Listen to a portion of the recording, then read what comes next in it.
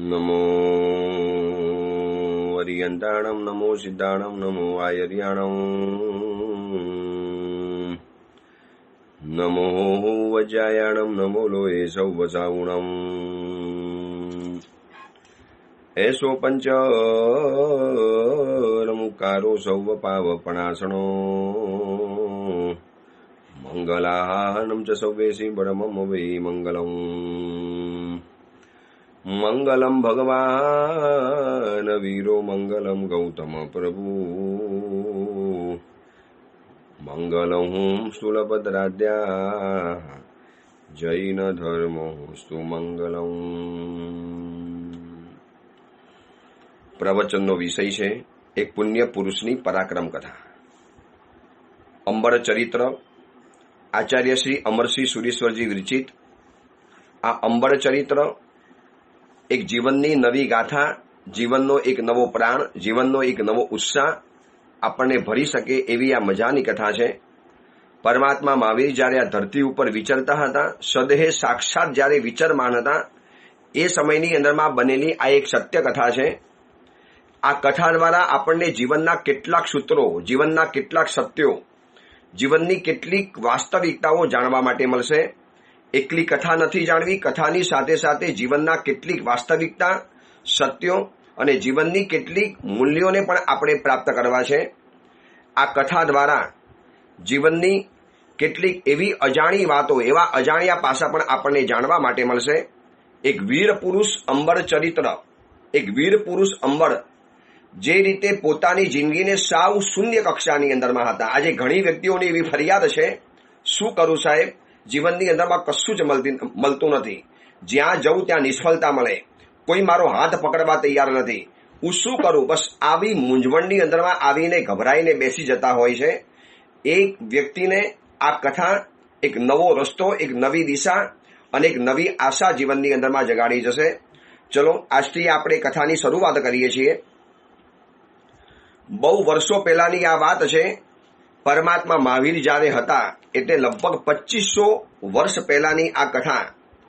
વાસવનગર નામનું એક નગર હતું, વાસનગર.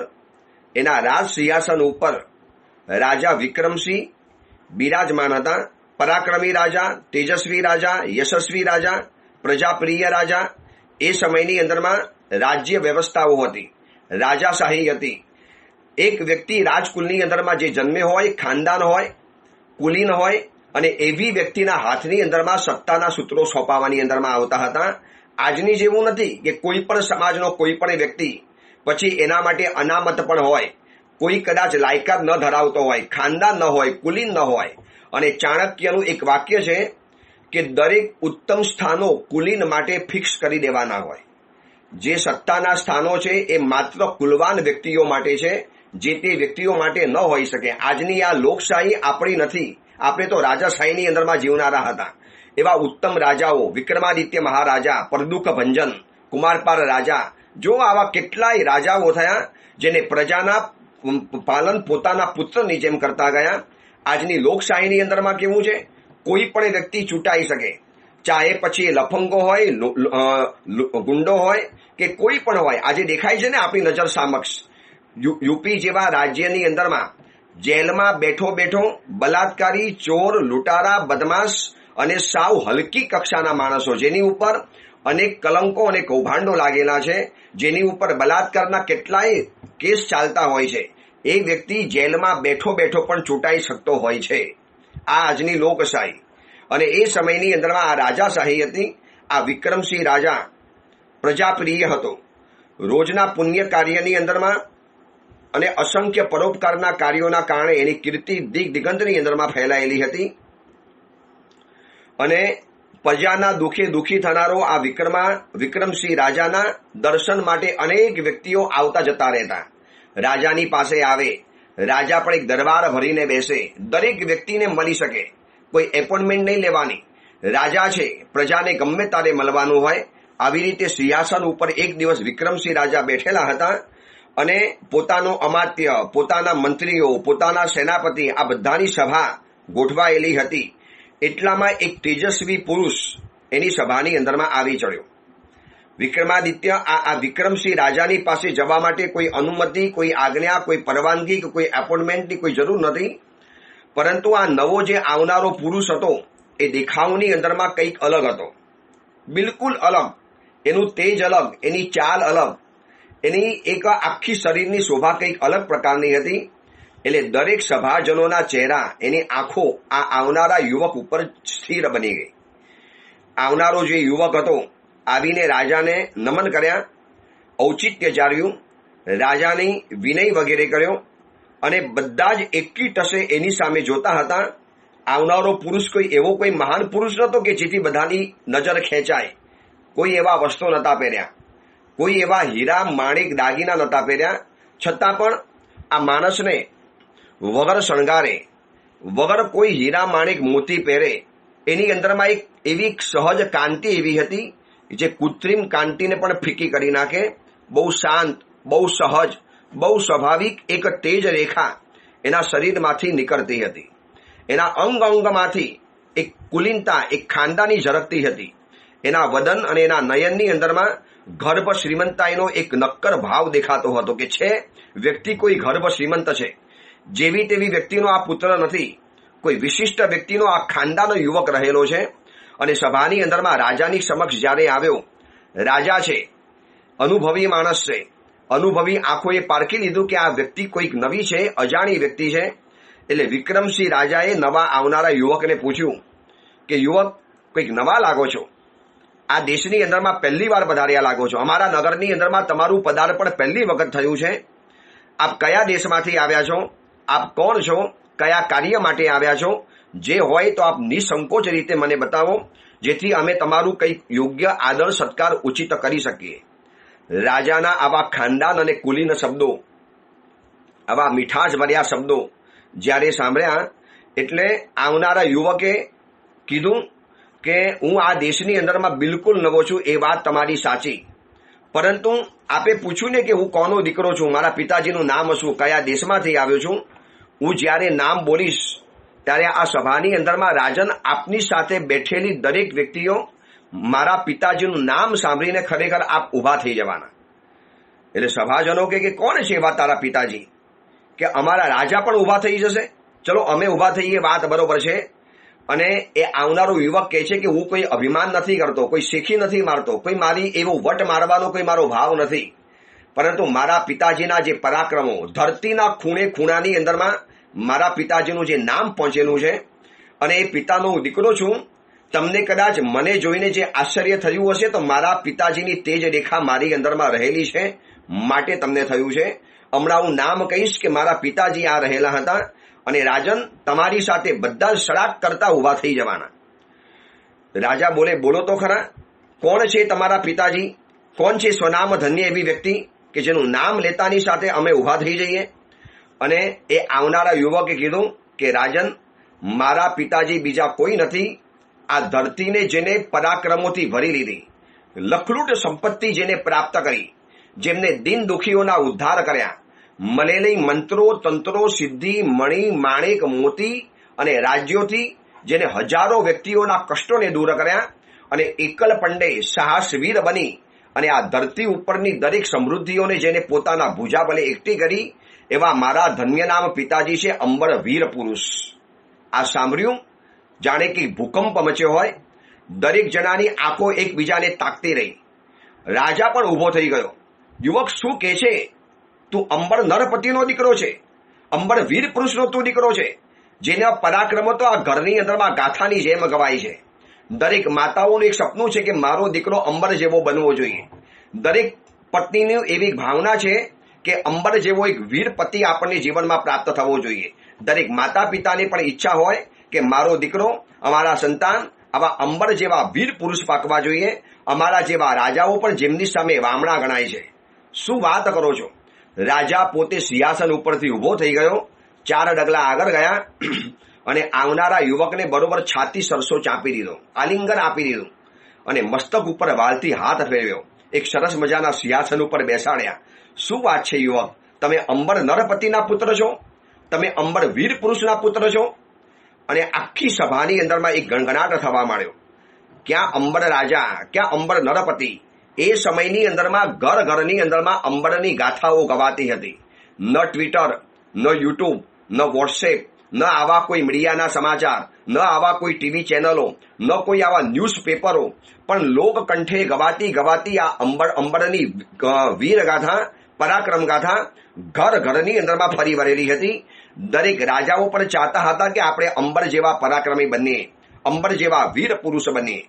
અને રાજા પૂછે છે કે બેટા તું અંબરનો દીકરો રહેલો છે, બેટા તારું નામ શું રહેલું છે?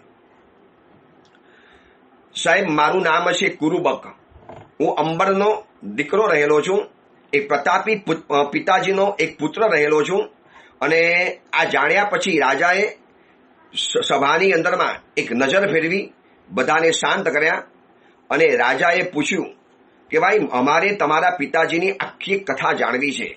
આપ દીકરા છો, આપ એમના સંતાન છો, અમારા માટે અમે તો વીર પુરુષ અંબરને જોઈ શક્યા નથી, અમે તો એમની કથા સાંભળતા સાંભળતા મોટા થયા છીએ.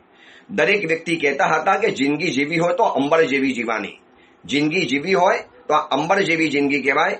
અને હકીકતની અંદરમાં એ સમયની અંદરમાં અંબર વીર પુરુષની જે જિંદગી કહેવાતી હતી. અને આપણે પણ સાથે આપણી જિંદગીને ટેલી કરતા જઈશું કે શું એક જિંદગી હશે આપણી. કઈ વ્યક્તિને એમ થાય, સાચું કહેજો, મારી તમારી જિંદગીને જોયા પછી કોઈ વ્યક્તિને એમ થશે કે મારે જિંદગી બનાવી હોય તો આના જેવી જિંદગી બનાવવાની? લગભગ એવું જોવા નહીં મળે. વર્તમાન સમયમાં મોટા ભાગના લોકો પોતાની જિંદગીથી નારાજ છે, જિંદગી માટેની ફરિયાદો લઈને જીવતા હોય છે. કુદરતે, ઈશ્વરે, પુણ્ય તત્વએ આ ધરતી ઉપર જન્મ તો આપી દીધો, પરંતુ જિંદગી જીવતા નથી આવડતું. અને જો મારી તમારી જિંદગીની જો વાત કરવી હોય, આપણે જિંદગીના સૂત્રો, જિંદગીના સત્યો, જિંદગીની નક્કર વાસ્તવિકતાઓ, કેટલીક કરુણ કઠોરતા આપણે આપણી જિંદગીની આ સાથે સાથે જાણવી છે. અંબર વીર પુરુષની કથા રાજા જ્યારે સ્વયં સાંભળવા માટે માગે છે અને એનો દીકરો જે કુરુબક છે, એ કુરુબક દીકરો એમ કહેશે કે રાજન સાંભળો, આ કથા કોઈ 1-2 કલાકમાં પરિપૂર્ણ નહીં થઈ જાય. મારા પિતાજીની બહુ વિરાટ કથા છે, મારા પિતાજીની એટલી અદ્ભુત કથા છે કે ધનગીરી પર્વત ઉપર વાસ કરી રહેલી ગોરખ નામની યોગીની, એ ગોરખ યોગીનીનો એમને જે સપોર્ટ મળ્યો, એમનું શરણું સ્વીકાર્યું, એમના જે દિવ્ય આશીર્વાદ પ્રાપ્ત થયા અને એમના 7 આદેશોને જે સ્વીકારી અને 7 આદેશોને જે પરિપૂર્ણ કરી બતાવ્યા. ગોરખ યોગીની પણ કહેતી હતી કે મેં તો આદેશ આપેલા હતા એમ જ કે આ કોઈ ધરતી ઉપરનો માણસ આ કાર્ય કરી ન શકે. દેવલોકમાં રહેલા દેવાત્માને પણ જે કાર્ય કરવું અશક્ય લાગે એવું મારા પિતાજીએ કાર્ય કરી બતાવ્યું. અને એ કથા તો શરૂ થશે. એ કુરુબક રાજસભાની અંદરમાં પોતાના પિતાની કથા જ્યારે વર્ણવશે, સભા સ્તબ્ધ તો થવાની એ વખતે થયેલી હતી. સાંભળનારા આપણે પણ સ્તબ્ધ બનવાના. પણ આપણી જિંદગીની શરૂઆત ખબર છે કેવી થાય છે? 4 શબ્દોની અંદરમાં આપણી કદાચ જિંદગીની વાસ્તવિકતા આવી જાય છે. આપણી જિંદગીની શરૂઆત થાય છે ભણવાથી. ભણવું આ જિંદગીનો જાણે કે પ્રથમ રસ્તો રહેલો છે. સ્કૂલમાં ગયા, સિનિયર કેજીમાં ગયા, જુનિયર કેજીમાં ગયા, પછી ફર્સ્ટ, સેકન્ડ, થર્ડ, ફોર્થ, આમ કરતા કરતા આગળ વધતા ચાલ્યા અને કોલેજની અંદરમાં ગયા. થોડી ઘણી બુદ્ધિ સારી હતી, સાયન્સની અંદરમાં ગયા અને ત્યાં ગયા પછી વળી પાછો કોઈ કોર્સ પકડ્યો, વળી પાછું એમાં માસ્ટર ડિગ્રી કરવાની અંદરમાં ગયા, વળી પાછો ભણવા માટે વિદેશની અંદરમાં ગયા. એમ લાગે કે જાણે કે 25-30 વર્ષ તો જાણે કે જિંદગીના ભણવાની અંદરમાં નીકળી ગયા. આ પહેલો જિંદગીની શરૂઆત આપણી ભણવાથી થાય છે. એટલે કે માણસ સૌથી પહેલું કામ ભણવાનું કરે છે. અને વર્તમાન સમયમાં તો માતા પિતાના મગજમાં એમ જ બેઠું છે, બસ એજ્યુકેશન હશે, દીકરો ભણેલો હશે તો જ કામનો છે, બસ એને એજ્યુકેશન જરૂરી પડશે. કેવા ભૂલકા ફૂલડા જેવા બાળકો બગાસા ખાતા હોય, અડધી ઊંઘની અંદરમાં હોય, ચીડ ચડેલી હોય, એને સ્કૂલે જવું ગમતું ન હોય. કોણે ગમે વહેલી સવારના ઉઠવાનું, રાતના સુવાનું મોડું થયું હોય. આમ પણ બાલ્ય ઉંમરની અંદરમાં ઊંઘ વધારે આવે. હકીકતની અંદરમાં સ્કૂલનો સાચો સમય 10 વાગ્યા પછી હોવો જોઈએ. બાળકો શાંતિથી ઊંઘ પરિપૂર્ણ કરી શકે, પોતાના ઈષ્ટદેવના દર્શન કરી શકે, પોતાના ઈષ્ટદેવની પૂજા વગેરે કરી શકે, એનું અર્ચન કરી શકે અને પછી શાંતિથી ભોજન વગેરે કરીને સ્કૂલની અંદરમાં જવાનું. અને અત્યારે કેવું છે, સવારના ભૂખ્યા જવાનું, ખાધું ન ખાધું, માત્ર દૂધ પીવડાવી દીધું, લંચ બોક્સ આપી દીધું, રિસેસની અંદરમાં ખાઈ લેવાનું અને આ રીતે આવા એક ટેન્શનની સાથે ભણેલી જિંદગી કેવી રીતે આગળ વધી શકે? માણસની જિંદગીનું પહેલું કામ આવે છે ભણવું. હવે ભણવાનું પૂરું થતાની સાથે પૈસા કમાવાના હોય, એક પત્ની વગેરે મેળવવાની હોય, એક પરિવાર મેળવવાનો હોય, એટલા માટે માણસની જિંદગીનું બીજું કામ આવે છે, ભણવાનું કામ આવે છે. જો ભણ્યા પછી ભણવાનું કામ, જોબ ક્યાં મળશે, સર્વિસ ક્યાં મળશે, પૈસા કેવી રીતે મળશે, કેવી રીતે કમાશે, એના માટે આજુબાજુની અંદરમાં ચક્કર કાપવાના, રોજ બરોજ ફરતા રહેવાનું. માત્ર 2 રોટલી ખાવી છે એના માટે રોજના 200 ચક્કર ખાવાના અને ગોળ ગોળ ફર્યા કરવાનું. આ જિંદગીની કઠોર વાસ્તવિકતા છે. પહેલા જિંદગી ભણવાની અંદરમાં ગઈ અને પછી જિંદગી ભમવાની અંદરમાં ગઈ. હવે ભમ્યા એટલે પૈસા કમાવ્યા, સામગ્રીઓ વગેરે મળી, સાધન વગેરે મળ્યા અને એ બધાથી પોતાના ઘરને ભરવાનું. પહેલા ભણવાનું, પછી ભમવાનું અને પછી ઘરને ભરવાનું.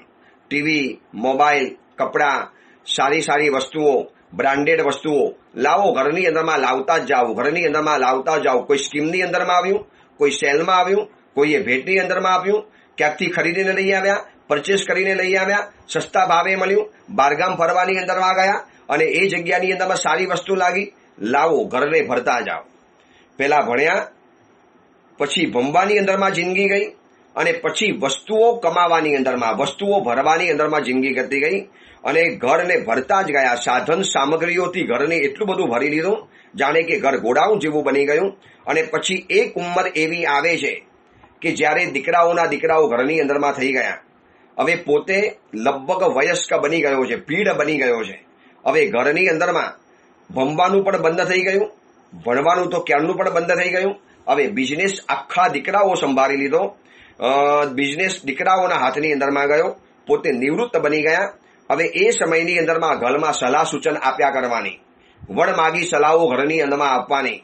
પુત્ર વધુને સલાહ, પત્નીને સલાહ, દીકરાઓને સલાહ, દીકરાઓના દીકરાઓને સલાહ, આજુબાજુ લોકોને સલાહ.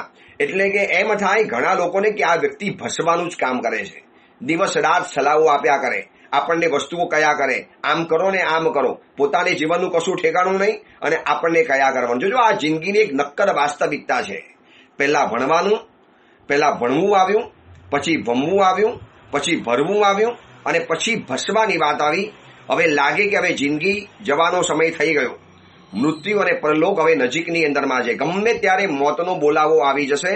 અને એ સમયની અંદરમાં મન થયું ચલો ઈશ્વરને થોડાક ભજી લઈએ અને પછી છેલ્લે ભજવાની વાત આવે.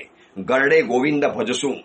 ગરડી ઉંમરની અંદરમાં જ્યારે ધર્મ કરવાની વાત આવે, શક્તિઓ જ્યારે ખતમ થઈ ગઈ હોય, યુવાનીના તેજ જ્યારે ઓસરી ગયા હોય, શરીરમાં કોઈ તાકાત ન રહી હોય, મન તમન્નાઓથી મુક્ત બની ગયું હોય, કોઈ અરમાન કે ઝંખના અંદરમાંથી તરવરાટ પેદા ન કરતા હોય અને એવા સમયની અંદરમાં ઈશ્વરને ભજવાની અંદરમાં જાય, જ્ઞાન ધ્યાન કે પૂજા વગેરે આરાધના કરવાની અંદરમાં જાય. બસ આ એક જિંદગીનો નક્કર વાસ્તવિક ક્રમ છે. આમાંથી કંઈક બહાર નીકળવું હોય તો કંઈક અલગ જિંદગી જીવવી પડશે, વરના આ જ જિંદગી ચાલે છે. સંસારની અંદરમાં જન્મ લીધો, બસ જન્મ લીધો એટલે 3 વર્ષનો બાળક થયો ન થયો, સિનિયર કેજીમાં નાખો, જુનિયર કેજીની અંદરમાં નાખો. એજ્યુકેશનની જે વિચિત્ર પદ્ધતિ છે, આમાં જો નક્કર ફેરફાર નહીં થાય તો આ રીતે દીકરા દીકરીઓના આપઘાત અને સુસાઇડના કિસ્સા વધતા જવાના. જોઈ લો કોટાની અંદરમાં એજ્યુકેશનનું જે હબ છે કોટા, તપાસ કરી લો, સમાચાર બહુ પાક્કા આવે છે. ત્યાં ભણેલા ગણેલા દીકરા દીકરીઓ અને લોકો વાત કરે છે કે લગભગ 2-4 દિવસે એકાદ સુસાઇડનો કિસ્સો આ કોટા એજ્યુકેશન સેન્ટરની અંદરમાં બનતો રહે છે. ભણવાનું પ્રેશર, માતા પિતાનું પ્રેશર, ત્યાં ભણાવનારા ટીચર અને પ્રોફેસરોનું પ્રેશર કે અમારી કોલેજનું નામ ન જવું જોઈએ, અમારા ઇન્સ્ટિટ્યૂટનું નામ ન જવું જોઈએ, અમારા વિદ્યાપીઠનું નામ ન જવું જોઈએ, અમારું એક નામ ઉજ્જવળ બનવું જોઈએ. ભણો, વધુના વધુ ભણો, કલાકોના કલાકો ભણતા જાઓ. ન કોઈ ઈશ્વરના આશીર્વાદ લેવાના, ન કોઈ ગુરુની પાસે જવાનું, ન કોઈ માતા પિતાનું સાનિધ્ય મળે. ત્યાં એકલા અટુલા રહેવાનું. મૂંઝવણ આવી તો પણ એકલા, ખુશીનો સમય આવ્યો તો પણ એકલા, અને કોઈ પ્રલોભનની ફસામણી પરની અંદરમાં લપસી પડે અને જિંદગીનો જુગાર ખેલી નાખે અને છેલ્લે પછી એના માટે મોતના દરવાજા ખખડાવવા સિવાય, મોત કે દરવાજે ખટખટાને કે અલાવા કોઈ રસ્તા બચતા નહીં હે. આ એક નક્કર વાસ્તવિકતા આ જિંદગી છે. આ જિંદગીમાંથી દીકરાઓને બહાર કાઢો. આ માતા પિતાઓ જે પ્રવચન સાંભળતા હોય એમને કહેવાનું મન થાય છે કે બેટાને 6 કલાક 7 કલાક તો સ્કૂલમાં ભણાવો છો, પછી ટ્યુશન ક્લાસીસમાં વળી પાછા 2-3 કલાક ભણાવશો, તો આ દીકરાને મનની શાંતિ ક્યારે મળશે? પોતાના માટે જિંદગી જીવવાનો સમય ક્યારે મળશે? ઈશ્વર પાસે, પાઠશાલાની અંદરમાં જવાનું, દેવગુરુ પાસે જવાનું, એને સમય ક્યાંથી મળવાનો હતો?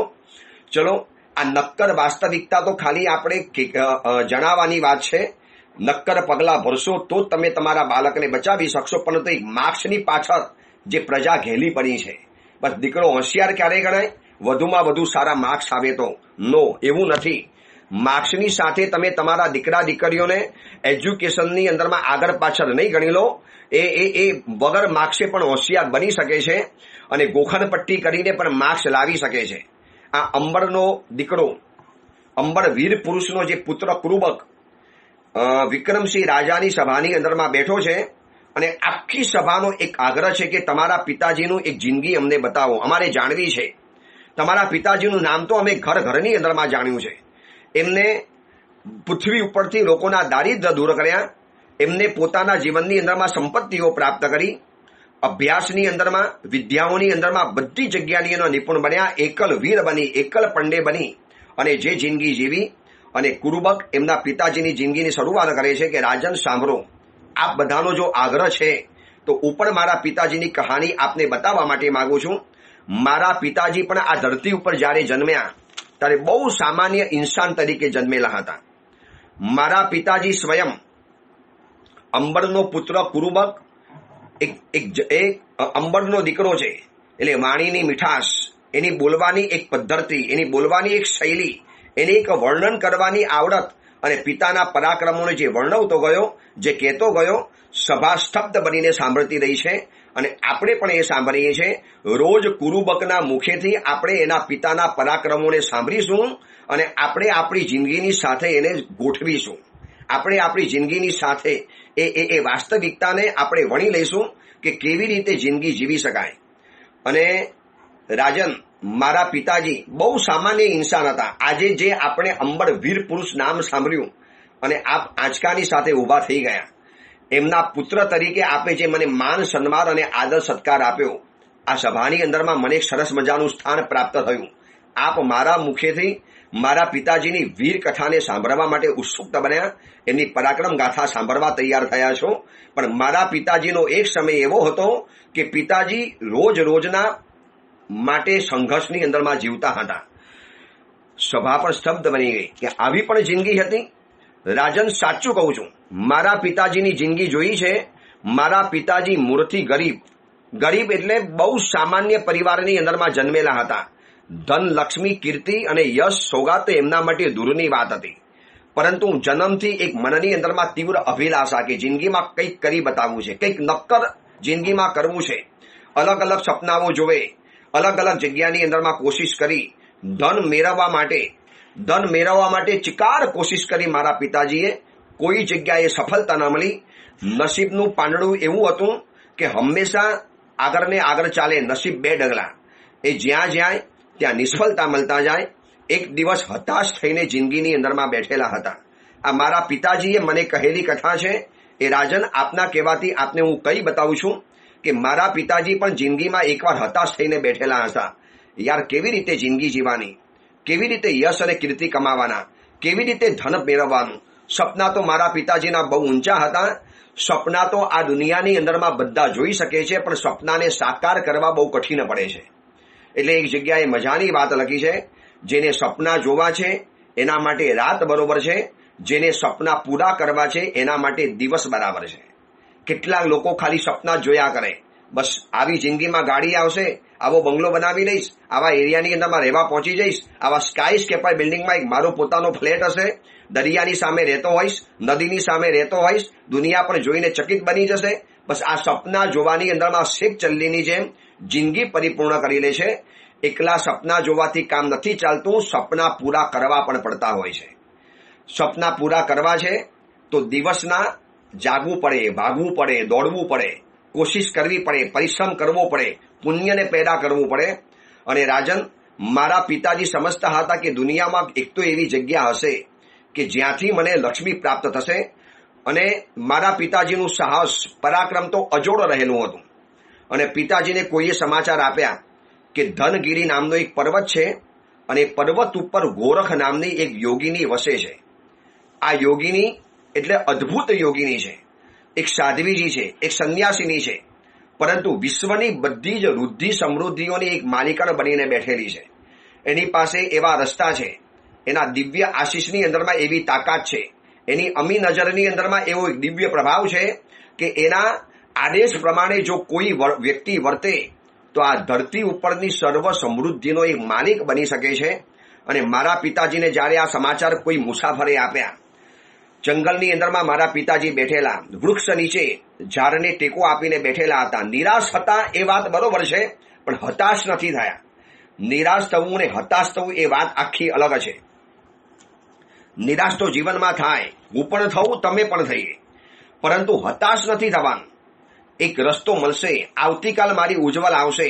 બસ આવા એક ભાવનાની સાથે પિતાજી બેઠેલા હતા. એક મુસાફર આવ્યો, મુસાફર બેઠો અને મુસાફરે પૂછ્યું કે કેમ દોસ્ત આજે ચિંતાની અંદરમાં છે, કોઈ તકલીફની અંદરમાં છે? દોસ્ત, તકલીફ ને ચિંતા તો બીજી એવી કોઈ નથી. પેટ પૂરતું તો ખાવાનું આ ધરતી ઉપરથી મળ્યું પણ રહે છે. માણસ જન્મ્યો એટલે પેટ ભરવા માટે ભોજન જોઈએ, 2 વસ્ત્ર જોઈએ, એક નાનકડું ઝૂંપડું ઘર પણ બનાવી શકું અને એક મારો પરિવાર પણ બનાવી શકું છું. પણ દોસ્ત, મારે એવી જિંદગી નથી જીવી. એવી જિંદગી જીવી છે યુગો યુગો સુધી આ કથા અમર બની જાય. એવી જિંદગી જીવી છે કે આવનારા સમયની અંદરમાં ઘરની અંદરમાં લોકો મારું નામ યાદ કરે. બોલો, મુસાફર કહે છે કે સાહેબ, આવી ભાવના હોય ને તો પહોંચી જાઓ ગોરખ યોગીની પાસે. ધનગીરીના પર્વત ઉપર પહોંચી જાઓ. દૂર જંગલોની અંદરમાં ધનગીરી નામનો પર્વત છે, ત્યાં સુધી જવું જ મુશ્કેલ છે. અને ગયા પછી ગોરખ યોગીનીનો સામનો કરવો તો એનાથી વધુ મુશ્કેલ છે. એક તેજ રેખા છે, એક અગ્નિ રેખા છે, એક અગ્નિ શિખા જેવી એની એક દેદીપ્યમાન પ્રભા છે. એ યોગીની સામે ઉભા રહેવાની પણ એક તાકાત જોઈએ, એની આરપાર વિંધી નાખે એવી નજર. અને મારા પિતાજી તો બસ આવા પડકારોને ઝીલવા માટે જન્મેલા હતા. અને દોસ્તને પૂછ્યું, દોસ્ત સાચી વાત કર, શું છે, જરા વ્યવસ્થિત મને વાત કર. દોસ્ત, મને પણ આવી જ સપનાઓ હતા. હું પણ મનમાં આવા બધા સપનાઓ તારી જેમ સેવતો હતો કે કરોડપતિ બની જાઉં, અબજોપતિ બની જાઉં, એક સરસ મજાની પત્નીઓ ઘરની અંદરમાં હોય અને વૃદ્ધિ સમૃદ્ધિનો કોઈ પાર ન હોય. દોસ્ત, સપના તો હું પણ મારી જિંદગીમાં જોતો હતો, પણ એ વાસ્તવિકતાને સિદ્ધ કરવી બહુ કઠિન પડી જશે. અગર તારી ભાવના હોય તો પહોંચી જા ધનગીરી નામના પર્વત ઉપર. ગોરખ યોગીની ત્યાં વસે છે. અને મારા પિતાજીએ આ સાંભળ્યું એ મુસાફર પાસેથી જરા વાસ્તવિકતાને સમજી લીધી અને પિતાજી ઉપડ્યા ધનગીરી પર્વત તરફ જવા માટે. રાજન, હું બોલું છું અને તમે સાંભળો છો એટલી આ સહેલી વાત નથી. ધનગીરી પર્વત માટે જવા માટે કેટલી વિકટ અટવીઓ પસાર કરવાની. મારા પિતાજી એકલા અટુલા, કોઈ સાથે સહાય નહીં, નિશસ્ત્ર મારા પિતાજી. ક્યાં જમવાનું, ક્યાં રહેવાનું, કેવી રીતે ત્યાં સુધી પહોંચવાનું, કશો જ વિચાર મારા પિતાજી કરવા તૈયાર નતા.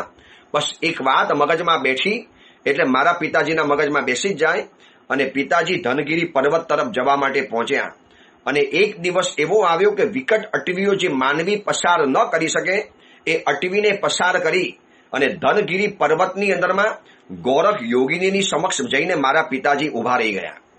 પિતાજી ભલે ગરીબ હતા, પરંતુ ખાનદાની, ઔચિત્ય, વિનય, વિવેક, એક અંદરની નિષ્ઠા અને એક સાત્વિકતા, એક સુંદરતા, એક શ્રેષ્ઠતા મારા પિતાજીમાં ઠાંસીને ભરેલી હતી. અને ગોરખ યોગીનીએ જ્યારે મારા પિતાજીને જોયા અને જ્યાં પિતાજીને ગોરખ યોગીનીએ જોયા, અંબરનો જે વિનય, સામે બેઠેલી વ્યક્તિનું જે ઔચિત્ય, અને યોગીની પૂછે છે, કોણ છો તમે? યોગીની વિચાર કરે કે આટલી વિકટ અટવીને પાર કરીને મારી ગુફા સુધી પહોંચવા માટે કોઈ યુવક તૈયાર ન થાય, પહોંચી પણ ન શકે. આ યુવકનું કંઈક તેજ રહેલું છે. અને યોગીનીએ સામેથી પૂછ્યું, મધુર ઘંટડી જેવો અવાજ. ગુફાની અંદરમાં એના શરીરના જે તેજ કિરણો ફેલાય, એની એક સુંદર વાસ્તવિકતા, સફેદ વસ્ત્રોની અંદરમાં પણ નીતરતું સૌંદર્ય.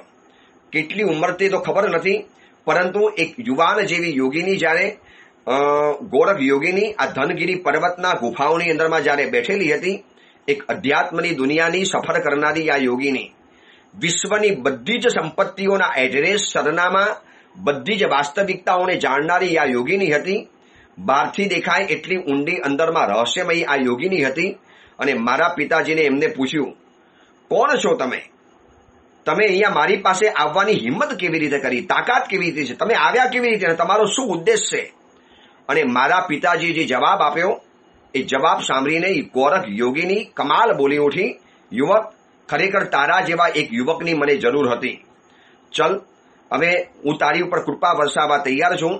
તારે મારા 7 આદેશોને સ્વીકારવા પડશે અને મારા 7 આદેશોને તું પરિપૂર્ણ કરીશ એટલે વિશ્વની બધી જ વૃદ્ધિ સમૃદ્ધિ હું તારા ચરણોની અંદરમાં મૂકી દેવા તૈયાર છું. આ આકાશના તારા, સૂર્યચંદ્રના બિંબ નીચે લાવી શકું એવી મારી તાકાત છે. મારી પરીક્ષામાંથી પાસ થઈ બતાવ.